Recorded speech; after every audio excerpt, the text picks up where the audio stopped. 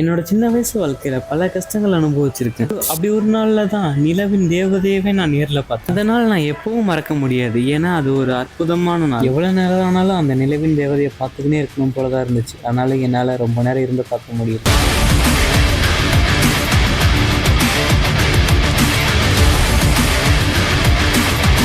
அப்போ திடீர்னு ஒரு நாள் எதிர்பார்க்காம எனக்கே ஒரு இல்யூஷன், அந்த ஒரு இல்யூஷன் தெரிஞ்சாலும் பட் என்னால் அதை விட்டு வெளியில வரவே முடியல. யாரோ சிலர் என்னை வற்புறுத்தி எனக்கான மெடிசன்ஸ் கொடுத்துட்டு இருக்காங்க. எனக்கு என்னதான் அது ஒரு இல்யூஷன் தெரிஞ்சாலும் என்னால் அதை விட்டு வெளியில வர முடியல. நான் எவ்வளவோ ட்ரை பண்ணி பார்த்தாலும் அதை விட்டு என்னால் வெளியில வர முடியல. இப்போ இதுதான் நான் என்கிட்ட எனக்குள்ளேயே பல கேள்விகள் இருக்கு. அது எல்லாத்தையும் தெரிஞ்சுக்கணும்னா அதுக்கு எல்லாத்துக்கும் இந்த இன்விசிபிள் கேட் மட்டும்தான். இதை கண்டிப்பா நான் திறந்தே ஆகணும். இதை திறந்தா மட்டும்தான் என்கிட்ட இருக்க எல்லா கேள்விக்கும் பதில் கிடைக்கும். இந்த கேட்டுக்கு பின்னாடி என்ன இருக்குங்கிறதும் எனக்கு தெரியாது. இதுக்கு பின்னாடி டீமன்ஸ் இருக்கா, இல்லை பல விதமான கடவுள்கள் இருக்காங்களா, இல்லை எதுவுமே எனக்கு தெரியாது. ஆனால் இந்த கேட் ஒன்று தான் இப்போதைக்கு எனக்கு இருக்க ஒரே வழி.